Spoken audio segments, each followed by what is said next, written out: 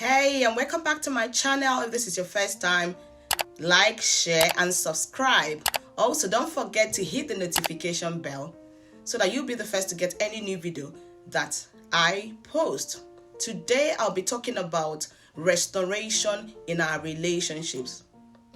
Restoration in our relationships. Oftentimes, people, we think that when we talk about restoration, it's all about praying and praying only. Hell no. But don't get me wrong. Praying is fantastic, is amazing. And as a matter of fact, you cannot do anything without, prayer.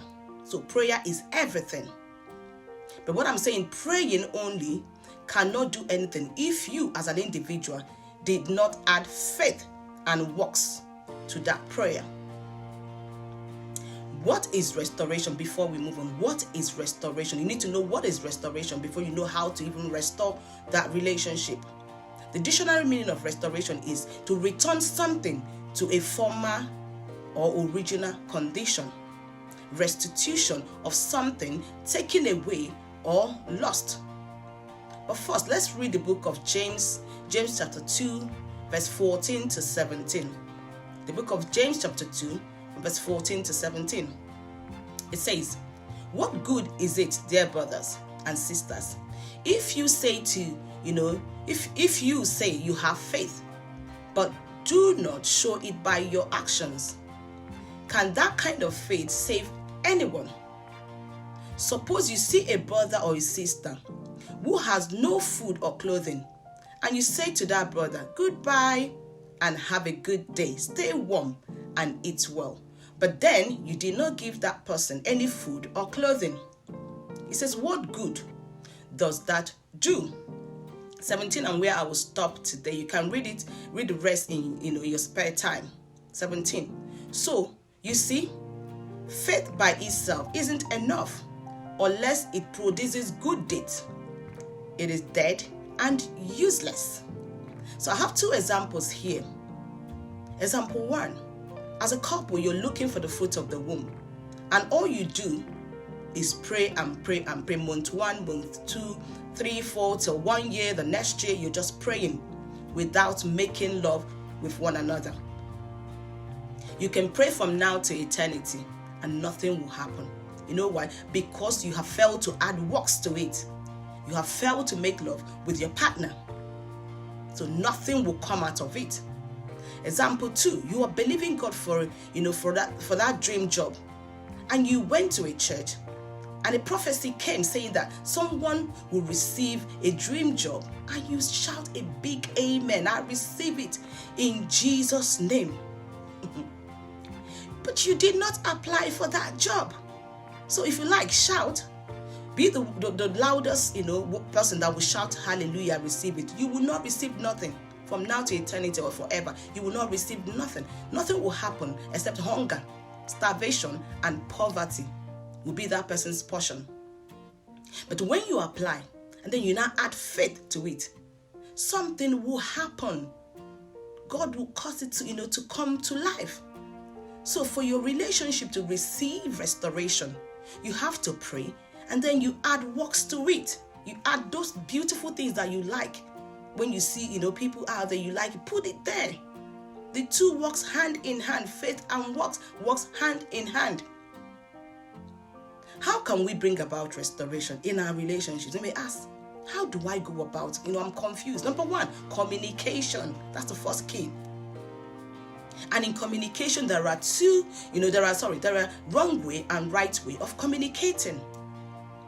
The right way is to listen to your partner and then ask irrelevant questions and offer good advice or opinion.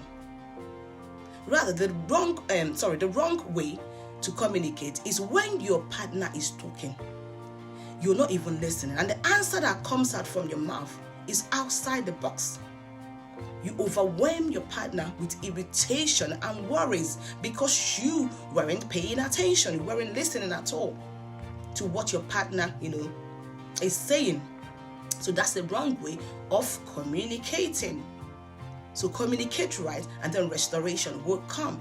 Number 2, Do something special together. Some people don't do nothing from, year one, they don't do nothing. It can be to revisit, that special restaurant that you haven't visited in a very long time now. Go back to that place. Just two of you, and rekindle that spark that was once there and has gone off or is about to go off. Better still, do something different. Don't just imagine it in your head alone. Don't fantasize it, you're the wife or husband. You just think about it in your head and you don't bring it to reality. You don't action it out. It can be, you two going for a spa, going for a weekend, away, going for a movie. Just do something together, just both of you, to rekindle that fire. Number 3, forgive one another. Forgive one another. When we forgive one another, we detach ourselves from that bitterness, from that anger, from that animosity, from that hurt that is holding you and your partner from progressing to where you're supposed to be. Forget the negative emotions that is keeping you away from forgiving one another. And you as the man or the woman, stop, doing things that will hurt your partner. Stop saying things that will make them to remember what you did yesterday.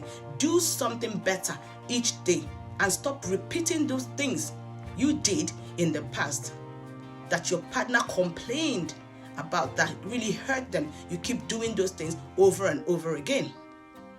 Forgiveness is not automatic. Rather, it is a process. And it needs time and patience to achieve that. It takes two of you to do something, for you to be able to get to that, beautiful place that you guys want to be. So let's not just pray and pray and pray without adding works. But pray, add works, and then leave the rest for God. Some of us, we want God to do everything for us. God has given us hands, but some of us want God to wash us. We want God to, dress us, to comb our hair, or brush our hair, brush our teeth for us, do everything for us. Just sit down and be looking. But it doesn't work that way. So for restoration to come, you need to communicate well. You need to forgive one another, and you need to do something special in order to bring about restoration. Thank you for listening, and I'll see you in my next video. Bye.